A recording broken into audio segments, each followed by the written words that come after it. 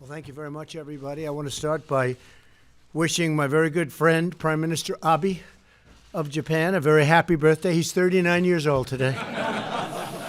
So please extend my wishes to the Prime Minister.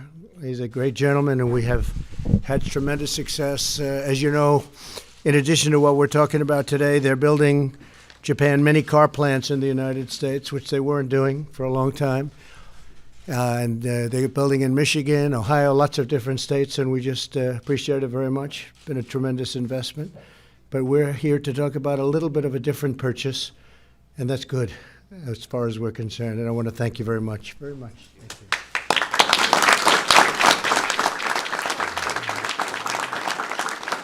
So we're gathered here today at the White House this afternoon to discuss a very strong and groundbreaking achievement for the United States and Japan, the signing of the new U.S. Japan trade agreement and the U.S. Japan digital trade agreement. Digital is becoming a very big factor in the world. These two deals represent a tremendous victory for both of our nations. They will create countless jobs, expand investment and commerce, reduce our trade deficit very substantially, promote fairness and reciprocity, and unlock the vast opportunities for growth. In the United States, these deals are a game changer for our farmers and our ranchers. We love our farmers and we love our ranchers. We've been working very hard on this, providing them with significantly enhanced access to a critical foreign market. In a moment, I'll be really honoring a lot of the folks in the room that are here with us from farm country, ranch country, and we're going to be witnessing a historic signing by Ambassador Robert Lighthizer, an ambassador from Japan, a long trip, but you just got here, Sugiyama of Japan, and we're grateful to both of you for the outstanding job you've done and all of the people that were involved with both of you, your staffs and your representatives. Thank you both very much, Bob. Thank you very much. It's a lot of work. We're also delighted that Secretary of Transportation Elaine Chao is here. Where's Elaine? Where is Elaine? Hi, Elaine. She's busy, doing a fantastic job. Thank you very much, honey. Deputy Secretary of Agriculture Stephen Chensky is here. Where's Stephen? Right, Stephen? Hi, Stephen. Good to see you. Great job. Thank you very much. Spoke to Sonny last night. We're doing well.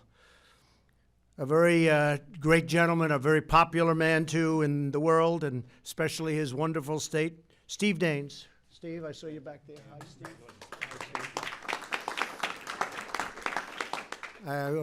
I saw your poll numbers. You are strong. You're doing good. And that's a good decision by the voters, I can tell you. Thanks, Steve. Representatives Jody Arrington and Kevin Hearn, and thank you, fellas, for being here, as well as North Dakota Governor Doug Burgum. Doug, thank you. Thank you, Doug. Where's that? Good, Doug. Good job. Say hello to your wife. North Carolina Lieutenant Governor Dan Forrest. Hi, Dan. Hi. We just approved that last amount of money for the hurricane. You know about that, right? Iowa Lieutenant Governor Adam Gregg. Adam, great job. Great job. And many other state and local officials. We have some tremendously respected people here, political people. I want to extend a special welcome to all of the leaders here today representing American farmers and ranchers benefiting from this deal. There's a tremendously important deal and a very big deal, including those from our beef, pork, poultry, wheat, dairy, and corn associations. I would particularly like to recognize Zippy Duval. He's been with us from the beginning. Zippy, where's my Zippy? Hi. Very good, thank you for being here. Zippy's always here trying to make good deals for you folks, right?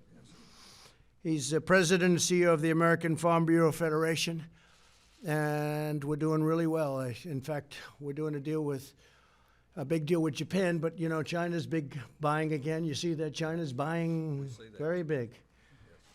A lot of people don't like to talk about that, but China's in the market, buying very big agricultural. We're also joined by several senior leaders from our nation's top technology companies, including Chris Padella of IBM. Hi, Chris. How are you? How's IBM doing? Doing very well, sir. Very good. You have a lot to do with farming, too, I know, right? We do. With all of those programs that you do. Smart farming, a very smart farming. Right. Peggy Johnson of Microsoft. Peggy, thank you very much for being here. Please say hello, too. And Craig Albright of Business Software Alliance. Thank you very much, Craig. Appreciate it. We do appreciate your support, and it really is now smart farming. In fact, going to MIT doesn't hurt either, right? When you're a farmer nowadays, it's incredible what they do. From day one, my administration has fought tirelessly to achieve a level playing field for the American worker. In addition to the agreements we're signing with Japan today, we reached a tremendous agreement with Mexico and Canada to replace NAFTA with the new USMCA, and hopefully that'll get done in the not-too-distant future. Everybody wants it. Manufacturers want it. Farmers want it. Even unions want it. People want it. That's a great deal for all of the countries, but in particular, it's a great deal for us and our workers. We're also completely renegotiating, and now we've completed that and signed it, the U.S.-Korea trade agreement, substantially expanding American auto exports. It's made a tremendous difference. That was a terrible agreement, and we renegotiated it, and it's now a very good agreement for the United States. It was not a good agreement for the United States at all. Today's signing of the U.S. Japan trade agreement and U.S. Japan digital trade agreement builds on these incredible successes to the benefit of both of our nations. And I have to say that while we're here, and because of the fact that we're talking about agriculture, ethanol, and the farmers of Nebraska and Iowa and all of the different places that wanted it, we've come to an agreement, and it's going to be, I guess, about getting close to 16 billion barrels, right? Something like that. That's a lot. 16 billion gallons. That's a lot. Say it again. 16 billion gallons. That's a lot. That's a lot of gallons. So I think they should like me out in Iowa and all of the different places. Huh? I think so. And also, and very importantly, we've taken in tremendous amounts of money in the form of tariffs from China. China has eaten the cost of those tariffs because they've devalued their currency, and they've also pumped a lot of money into their system. Deflation is, we have no inflation. If anything, it's going below the number. So therefore, we're entitled to an interest rate cut. I hope the Fed does that, because we'd be like a rocket ship, and we're already the strongest economy in the world and doing better than just about any economy in the world. And a lot of people are asking us a secret, but would like to see an interest rate cut, a very substantial one, and whatever else they want to do. But we would be a rocket ship. And if you look at from the time I got elected, if you go to November 9th, the day after the election, we're up close to 60% in the market, which is numbers that are pretty much unheard of, because it's a fairly short period of time. Our country is doing really well. But we are taking care of our farmers out of the billions and billions of dollars that we've gotten. You know about that, Zippy, right? So we're giving $12 billion from the year before, $12 billion, and that's compliments of China. Thank you very much. And $16 billion this last year, and then we'll see what happens next year. Maybe by that time it's straightened out. But the farmers and ranchers were targeted, to put it mildly, by China. And it's nice that they're coming back. And by the way, China is also coming here on, their representatives are coming on Thursday and Friday, Bob, I believe. And so you'll start some negotiations. And the relationship's very good. As to whether or not we make a deal, I don't know, but there's certainly a good possibility. But the relationship is a very good one. But we've taken in billions of dollars. And of those many, many more billions, we're giving $16 billion to our farmers, because I asked Sonny Perdue, I said, Sonny, what was the amount of money that last year that the farmers were hurt? He said, sir, let me get back to you. He got back to me. The number was $16 billion. I said, that's okay. We're going to take $16 billion out of the tariffs, and we're going to give it to the American farmer. And I think they appreciated that. It never gets reported by the fake news, as I say, but never gets reported. Never. I don't know why. They don't want to do it.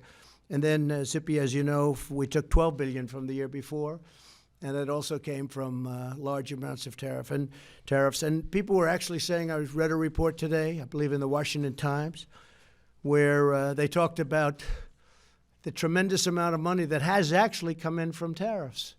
And it's been a number that we've never even seen before in this country. We've had a tremendous amount of money coming in, and some of the Republican senators, and it's not a bad idea, said, why don't we give it, because we have a lot of money left over after taking care of our farmers. And what we're doing is we're bringing it right up to the level that the farmers were targeted by.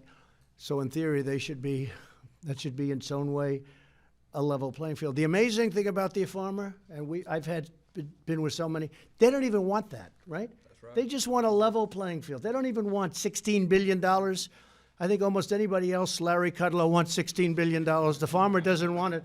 They want a level playing field. They want to play the game the way it should be played. And I think we're probably pretty close to doing that too. But in the meantime, no other president would get $16 billion and $12 billion for the American farmer and rancher. That I can tell you. So maybe it was your great work. I don't know. Right? Your work, Mr. President. It was all of us, everybody standing up here, frankly. Under the terms of the agreement today, Japan is committed to dramatically increase market access to American food and agricultural exports. It's a very dramatic number. It's one of the larger trade deals ever signed. As a result, 126 million Japanese consumers will have greater access to high-quality American almonds, blueberries, corn, wine, poultry, and egg products, beef, pork, wheat, and so much more. Anything else you folks can think of? Do you want to shout it out? Anything, Steve? Anybody? No? Beef. Beef. Did I not say that? Ethanol. That's an interest. Let me think about that one. Once this agreement enters into force, Japanese tariffs will be completely eliminated so that Japan will not be charging us as they have for many, many years. And we appreciate, and substantially reduced over 90% of the United States agricultural exports. That's a big thing because we're getting charged a lot of tariffs, and it's okay for us to charge, but we can't have other countries charge. Our farmers, ranchers, and growers will now be able to compete fairly in Japan against major competitors worldwide. In addition to these agricultural agreements, the extraordinary digital agreement that we're signing, so that digital agreement is a very big deal in its own right. We're signing today sets standards on the $40 billion in digital trade between the United States and Japan, and we just won a big, talking about digital and talking about the internet, but we just won the big case, as you know, you people would really know, right? But that was a big case that we won on net neutrality. Just won it, and it's going to be see. Maybe they won't even appeal it because it's a very hard case to appeal, but it was a tremendous victory in terms of speed and in terms of investment on the internet. This deal is remarkable in that it will ensure that Americans have a level playing field in trading cutting-edge products and service such as videos, music, ebooks, and software. These comprehensive provisions meet the gold standard of digital trade rules that was set in the landmark USMCA. And again, we hope that's going to get voted on. We hope that Nancy Pelosi gets it voted on because everyone wants it, and she'll have to make her own decision. Let her make her own decision. But I can tell you the American public is tired of do nothing. And we are doing a lot, and the Democrats are doing nothing. Thriving commerce between the United States and Japan is essential to advancing opportunity and prosperity for our people. The United States and Japan are the world's largest and third largest economies. Together, our nations comprise nearly 1/3 of the entire globe's GDP.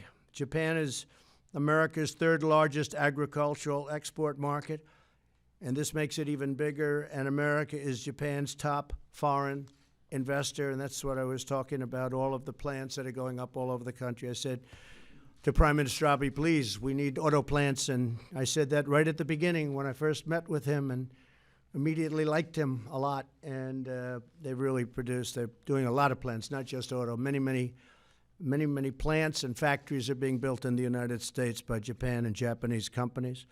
These agreements will ensure that our economic partnership flourishes brighter than ever before. I think we're probably at a stage with Japan where I don't think our relationship has ever been stronger or better than it is right now.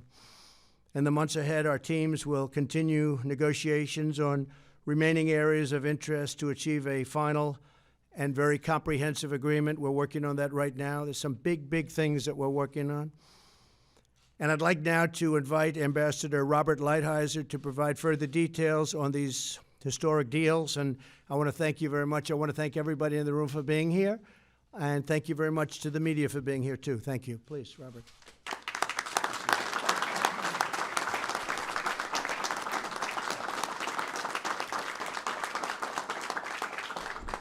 Well, thank you very much, Mr. President. Thank you for helping us get this agreement across the finish line, but more importantly, thank you for reorienting trade policy in the United States in the direction of Americans, workers, farmers, and ranchers. For too long, we have lost our way, quite frankly, and during the last almost 3 years, you've brought us back, and I'm very grateful for that, and I'm grateful to have been a part of it. I want to thank, if I can, a few people on my team. We had a huge group involved. Jeff Garish and Greg Dowd, two of my deputies, Michael Beeman, Sharon Bomer-Laritzin, and then there are lots of other people who gets a lot of credit for doing this. Let me just quickly make the point that the President has already made. This is a very big trade deal. This is about $55 billion worth of trade. With this, we'll have more than 95% of the GDP that would have been in TPP. So it's very important for farmers. It's also important for digital trade. Japan is the biggest market for the United States in beef, pork, wheat, and it's a substantial market in a variety of other things, including potatoes, which weren't mentioned, and a lot of the nuts and other products. It also affects wine and the like. So we think we'll have substantial additional sales as a result of this. So thank you again, Mr. President. It's a pleasure. It's an honor for me to be the person who gets to sign this. I would like now to turn it over to the podium over to Ambassador Sugiyama, who is not only the ambassador from Japan to the United States, but also was very active in actually getting this deal across the finish line. So thank you very much.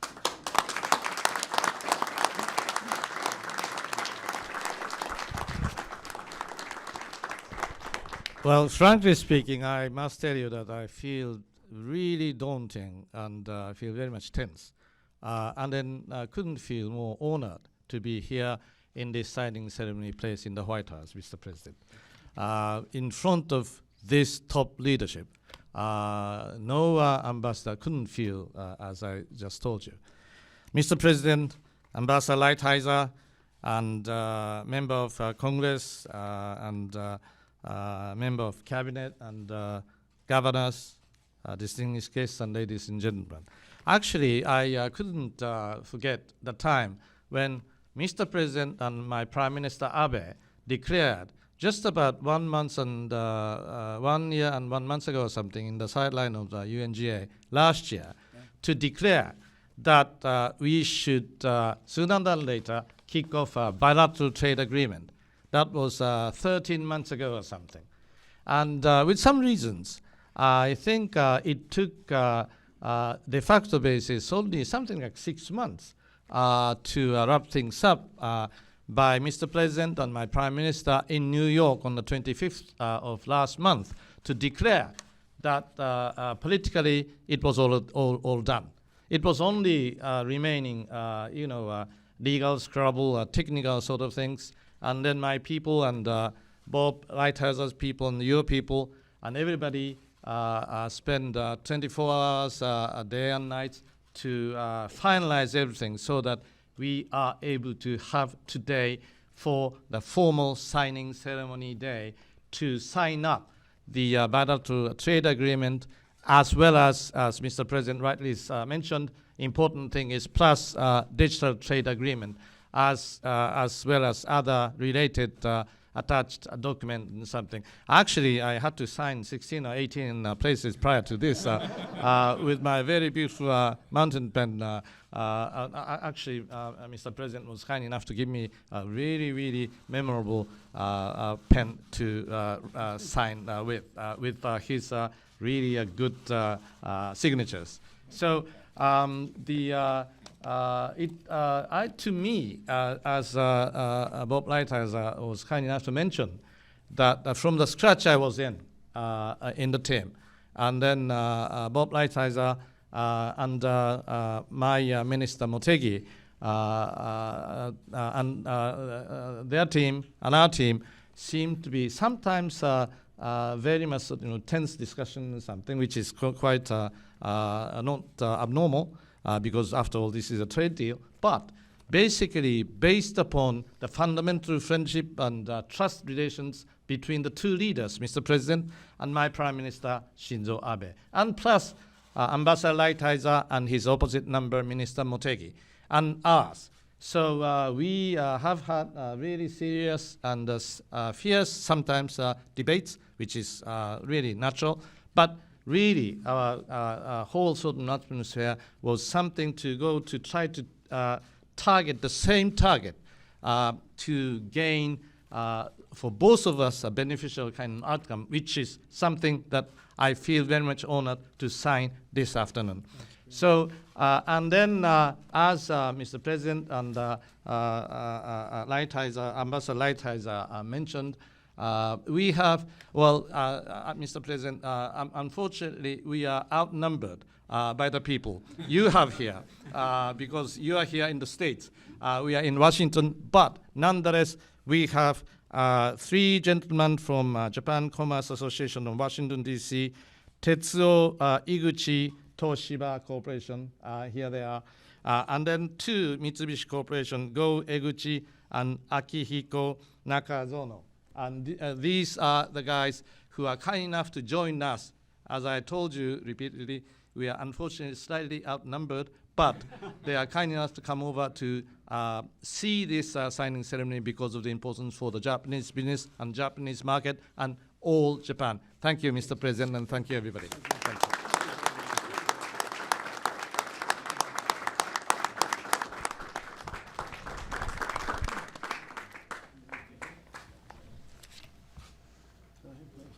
I'm not doing this until you tell me. You go ahead.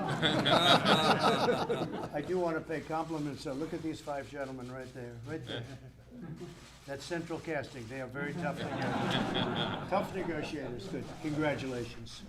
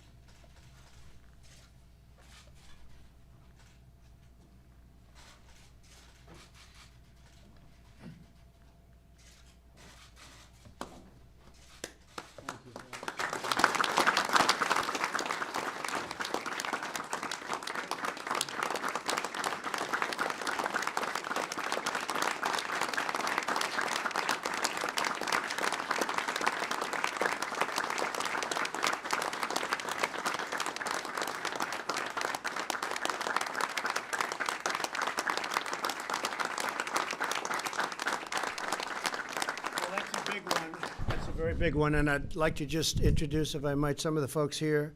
As you know, Ambassador Garish and Dowd have been introduced, and great job, fellas. But Bruce Kettler, Director of the Indiana State Department of Agriculture.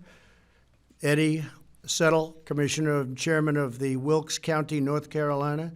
And that's a lot of territory. That's great stuff. Where are you? Good. Congratulations. Tony Kurtz, State Representative, Vice Chair of the Wisconsin Assembly Committee on Agriculture. Good job, Tony. Go back and say you did it. You're going to be, you can run for anything, right? Barbara Glenn, National Association of State Department of Agriculture. Barbara, congratulations. Ben Scholes, National Association of Wheat Growers. That's a big deal, Ben. The wheat. We're ready to sell wheat? They're ready. They're ready to buy it, I'll tell you. They're going to buy a lot of wheat. Jennifer Houston, National Cattlemen's Beef Association. Wait, I thought that was you. I could tell with that. Kevin Ross, National Corn Growers Association. Congratulations. Fantastic job. Randy Mooney, National Milk Producers Federation. Back here, Mr. President. Great job. Good, Randy. David Herring, National Pork Producers Council. And David, You are a very big beneficiary to things that are going on, but the pork is off the charts, the numbers, aren't they? Huh? It It's is. going good. This is wonderful news for our pork producers Yeah. in this country. Japan has been our #1 value market for many years, and it's just great momentum, and it creates tremendous opportunity in rural America. And China's a big buyer right now, right? Pork's starting to move to China. Yep, I know. They're going to be a very big buyer. It's already happened. Cody Carson, thank you very much. Thank you. Cody Carson, National Sorghum Producers. Where's Cody? Great, good job. Good job. You happy about this one? You said the right thing. I got to be careful. Oh, I know that. Yeah, it's great.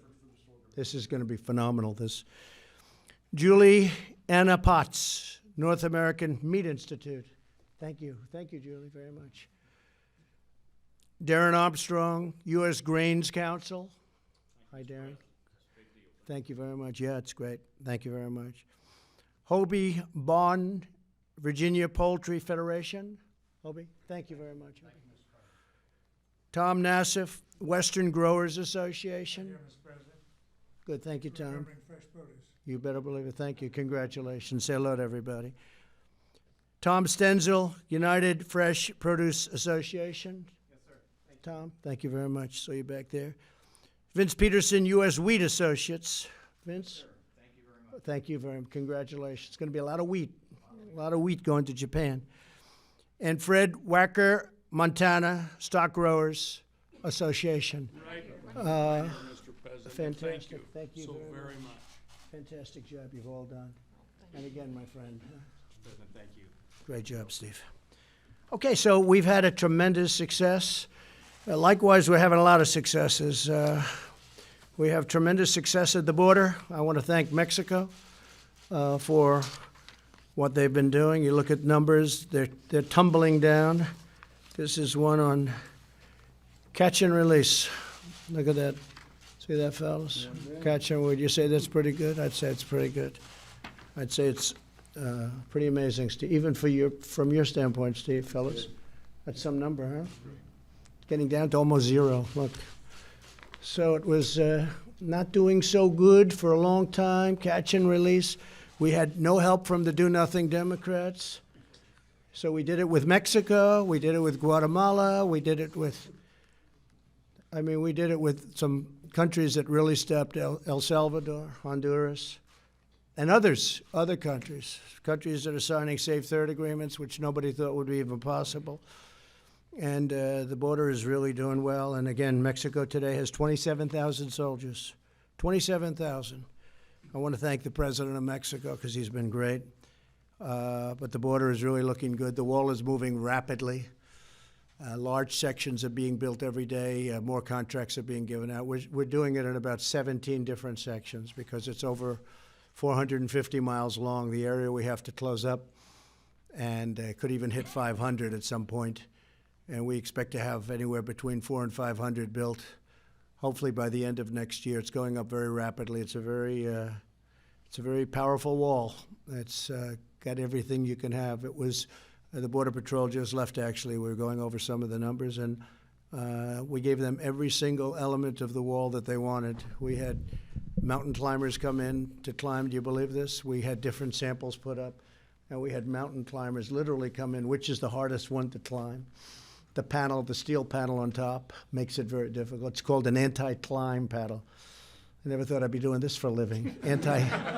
We built an anti-climb panel. Without the panel, they get across it easy. With the panel, it's not so easy. So anti-climb panel at the top. And the border's coming along well. The economy is doing great. We're doing, as I said before, we're the hottest economy in the world. We're the largest economy in the world. We're up $15 trillion at least since the election. 15 trillion, and China's down probably 22 or 24 trillion. So I think China might have caught us. If my opponent had gotten in by now, they would have caught us. And now it's going to be a long time before they catch us. If they ever catch us, I don't think anybody's going to catch us. If we're smart, nobody will catch us. So with that being said, if you have any questions on the trade deal, please, anything on the trade deal specifically? Yeah, please. Any any predictions about China? Do you expect a whole new offer, any optimism? Well, they want to make a deal. They're down 3.5 million jobs since we started doing what we do. And their supply chain is really cracked and broken, and they want to make a deal. Now, they're coming to see us on Thursday and Friday. We think there's a chance that we could do something very substantial, Bob. I think you think that. We'll see what happens. But in the meantime, we're taking in billions and billions of dollars of tariffs every month. And we've never had this. We never took in 10 cents from China. Now we're taking in billions of dollars and tens of billions a year. And on October 15th, as you know, it goes up to 35. I guess it goes to 35. It's going to raise fairly substantially. We could always do it a lot more, but we've decided not to. So that's the story. And I think that they are coming to make a deal. We'll see whether or not a deal can be made, but it's got to be a fair deal. Look, we've lost $500 billion a year for many, many years on average. If you include intellectual property theft and all of the other things that took place, it's incredible that past administrations could have allowed it to happen. We're talking about $500 billion, not million. That's a lot too. $500 billion a year for many years taken out of our country. We rebuilt China. They did a great job, and I don't blame them. I told President Xi, I don't blame you one bit. I blame the people that ran this country to allow that to happen, and they understand that. But we don't let that happen anymore. So we'll see what happens. We're going to have a very important meeting, and they have their top people coming in, and I have my top people doing the job. And if I don't think they're doing a good job, I'll fire them, and I'll go over and take their place. Okay? Yeah, please. Are the Hong Kong protests linked, in your view, to the China trade negotiations in any way? Well, we'd like to see a very humane solution to that. I hope that's going to happen. And, you know, Hong Kong is very important as a world hub, not just for China, but for the world. And you have great people over there. I see they're flying the American flags. They even have signs, make China great again, make Hong Kong great again. I'm saying, get those signs. But they have, you know, tremendous signage and they have a tremendous spirit for our country. A lot of American flags, a lot of Trump signs. I'd just like to see a humane deal be worked out. And I think President Xi has the ability to do it. I've sort of said that I think if he met, he's a very convincing man, and I think if he met with some of the leaders, that could be one problem. You don't seem to have a specific leader of the group, but I really think they can do something. We just want to see a humane solution. Did you tell Xi Jinping in any way that you would be quiet about the Hong Kong protests during the course of these negotiations? No, I didn't, but I do say that we are negotiating. If anything happened bad, I think that would be a very bad thing for the negotiation. I think politically it would be very tough, maybe for us and maybe for some others and maybe for him. But no, I think that they have to do that in a peaceful manner. It's now, I will say the first time I saw it, if you look a number of months ago, I saw 2 million people. I've never seen anything like it. We talk about crowd size. That was serious crowd size, right? The crowd size is much smaller now, so maybe that's saying something. But hopefully they can work out something that's amicable. Yes, sir. Mr. President, would you accept a partial trade deal with China? There's been some talk today about whether or not it could be headed in that direction. Well, it's a very good question. I think it's not what we prefer at all. They are starting to buy a lot of our agricultural products. You see that? They're coming in very strong, on pork also, very, very strong, and in particular, but on other products so I don't know if you call that a partial. We don't have an agreement. My inclination is to get a big deal. We've come this far. We're doing well. Again, the fact that they've done what they've done with their currency, the devaluation, it really has not increased prices. Now we're talking China. It doesn't mean that in all cases that happens. Other countries' prices increase, but in the case of China, that hasn't happened. And they put a lot of money into their goods. They want to keep their people working. I understand that very well. But I think that we just have to see what happens. I would much prefer a big deal, and I think that's what we're shooting for. Can something happen? I guess maybe. Who knows? But I think it's probably unlikely.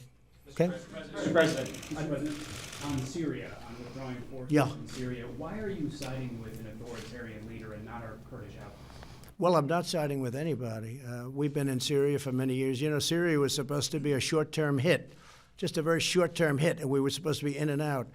That was many, many years ago, and we only have 50 people in that area. That's a small sector, and I don't want those 50 people hurt or killed or anything. I don't want anything bad to happen to our people, and I told that to President Erdogan. I said, don't hurt any of our people get hurt, big trouble. Now, a couple of things. I think there's a lot of pressure on Turkey.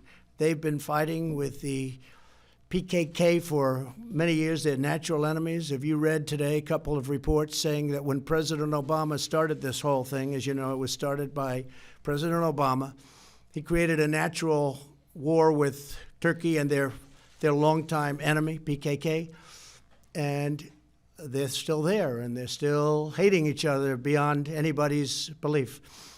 But I have told Turkey that if they do anything outside of what we would think is humane, to use the word a second time, we talk about Hong Kong, we talk about this, they could suffer the wrath of an extremely decimated economy. And I've done it once. I did it with Pastor Brunson. You remember the Pastor Brunson? And they wouldn't give Pastor Brunson back, and they ended up giving Pastor Brunson back pretty quickly. Their currency fell at record levels, and lots of other things happened. And it was good. I have a very good relationship with President Erdogan. I want to see it happen. I will tell you this, though. We defeated ISIS. And when we were at 96 and 95 and 97%, I sort of said, let the other countries in the area finish it off. And I was met with a lot of anger from some people in our country. I said, all right, I'll finish it off. And I got together with our generals. I flew to Iraq. I got together, and we did it very quickly, far quicker than any general from here told us we could do it. We had some great people over there. They did it quickly. And I said to the European countries, you got to take your ISIS. You know, we have 60,000, maybe even 70,000 people. That includes families, that includes wives of fighters that were killed. We have many fighters that were killed in the battles. And we took it over. 100% of the caliphate I took over quickly.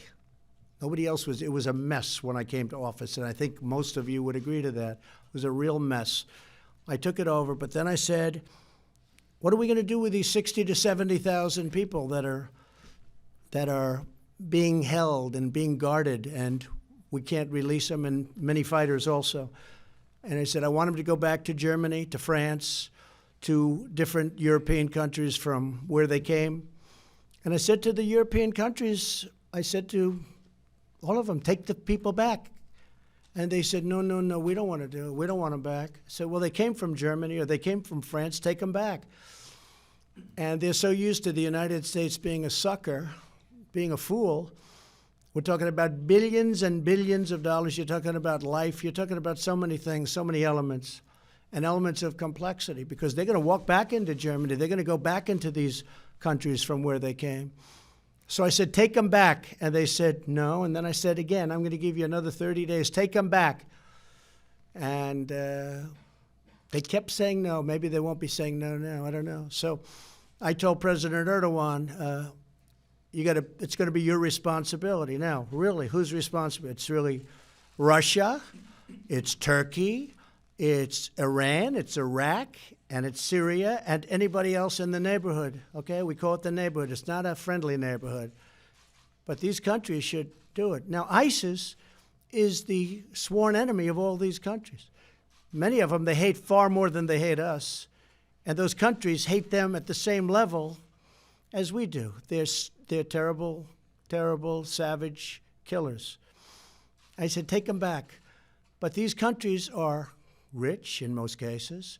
They're powerful. They've got armies. They can do the work. But we're not bringing 50, 60, 70, or even 10,000 people to Guantanamo Bay in Cuba.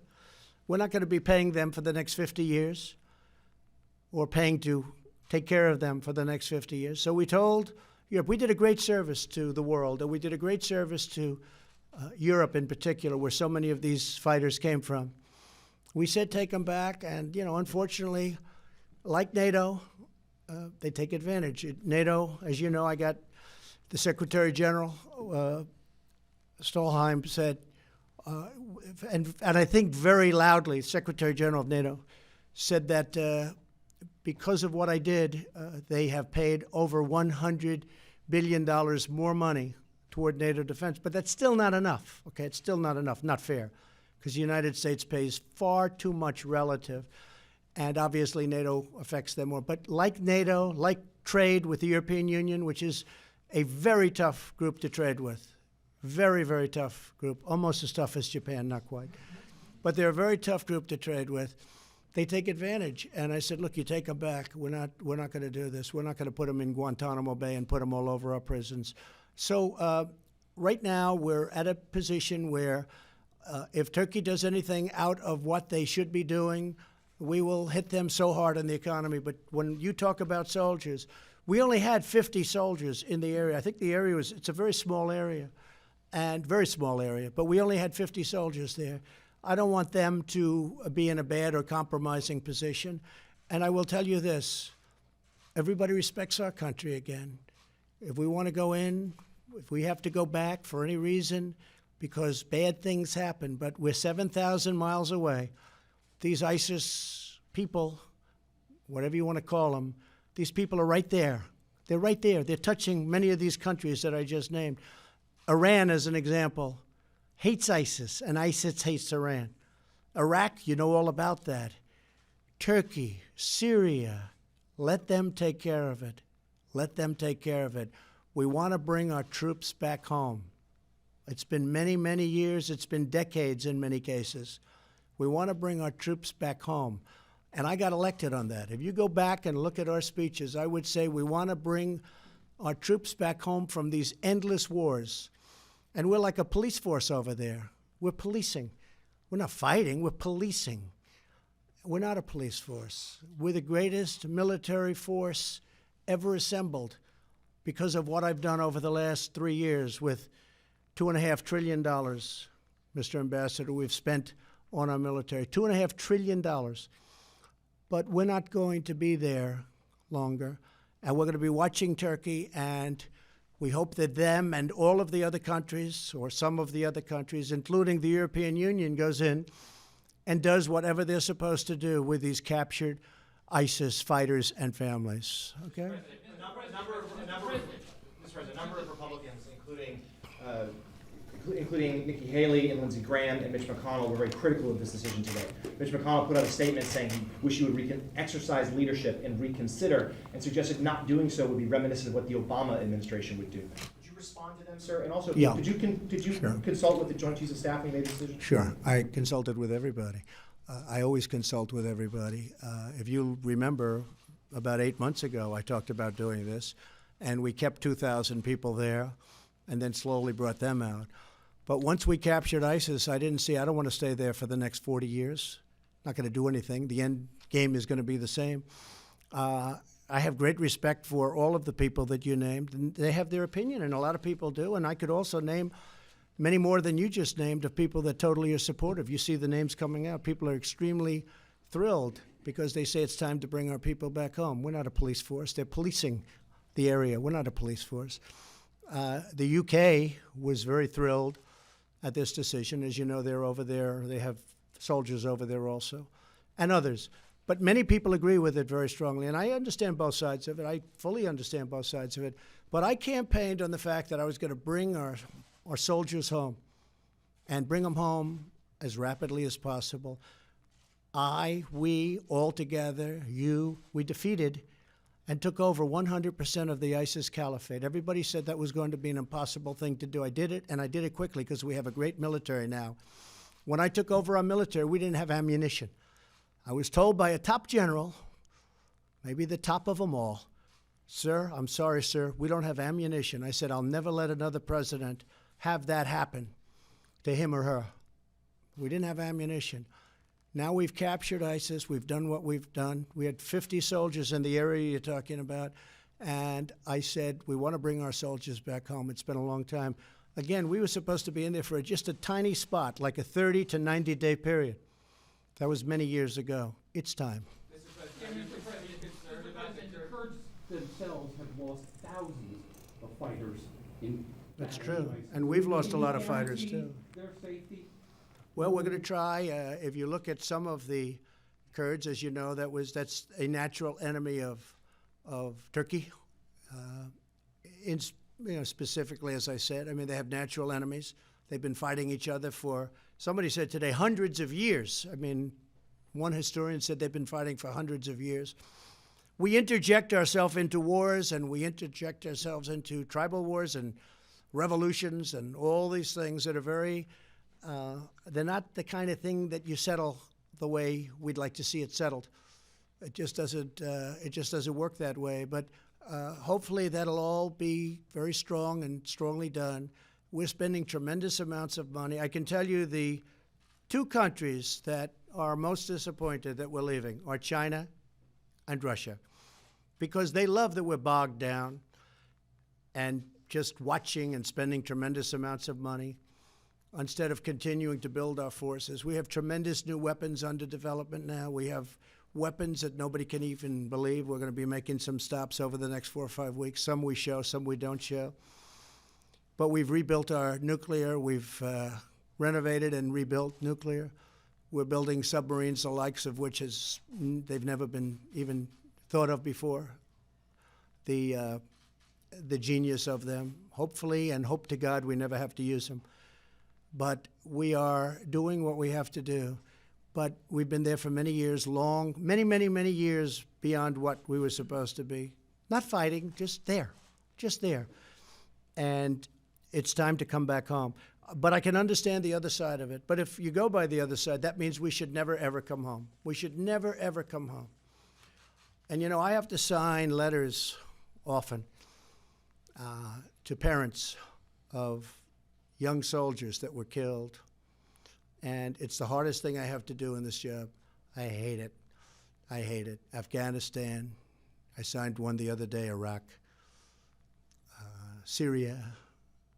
They get blown up by mines. They get taken out by a sniper. And I have to write letters to people. And we make each letter different. Each person is different. And we make them personal, but no matter what you do, it's devastating.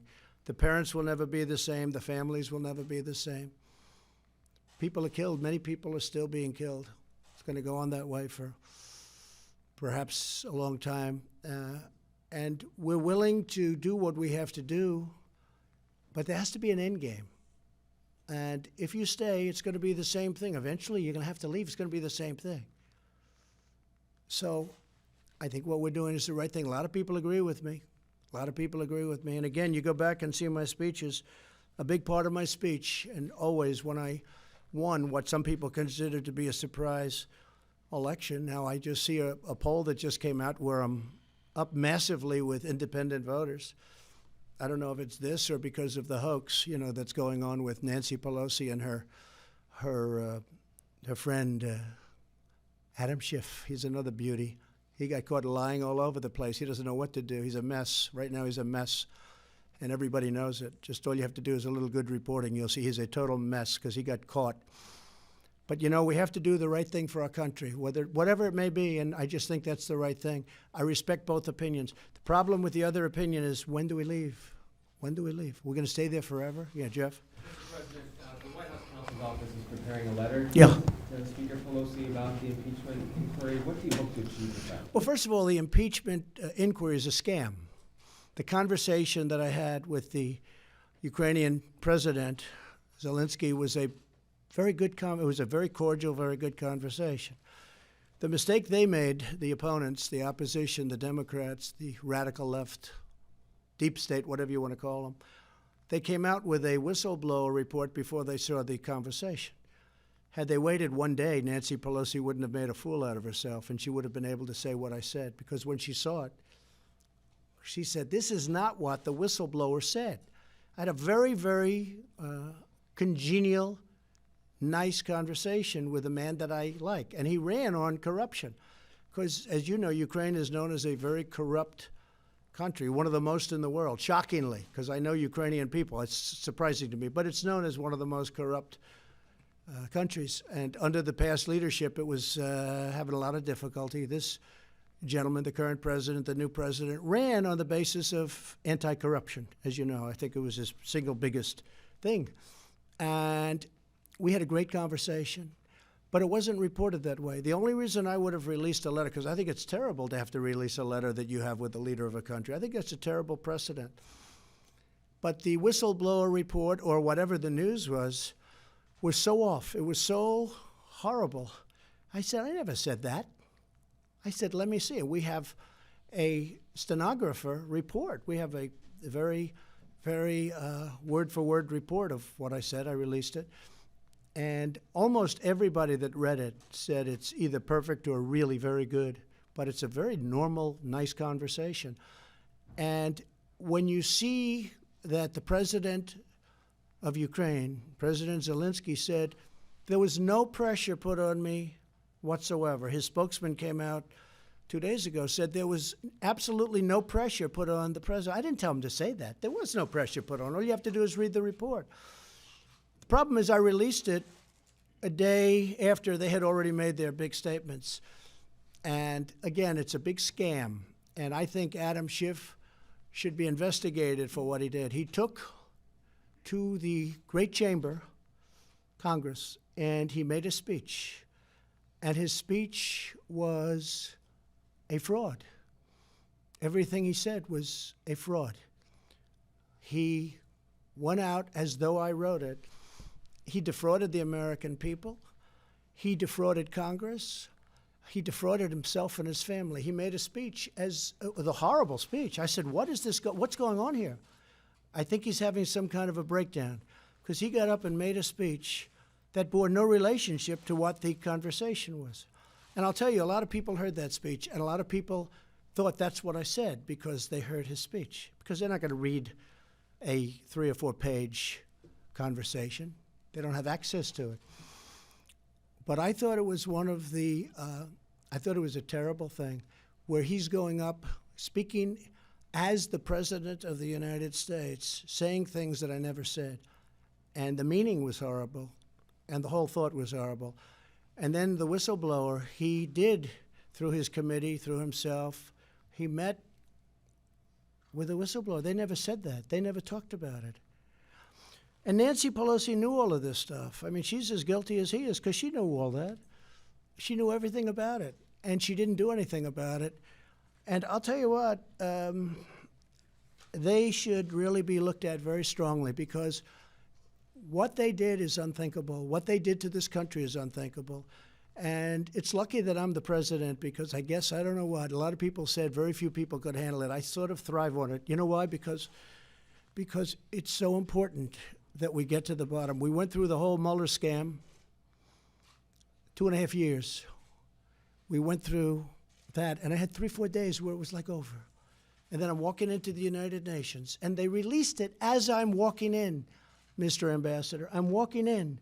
I'm going to meet with, I won't name, but one of the top leaders of the world. And I see up on the screen, and people start screaming about this scam called impeachment. You can't impeach a president for doing a great job. You can't impeach a president for having the lowest and best unemployment numbers that we've had in 51 years. You can't impeach a president for tax cuts and regulation cuts and creating, and even the ambassador would say, the strongest economy in the world. We have the strongest economy in the world. This is a scam, and the people are wise to it. And that's why my polls went up. I think they said 17 points in the last 2 or 3 days. I've never had that one. I've never had that one. So I think it's very sad for our country. I think it makes it harder to do my job.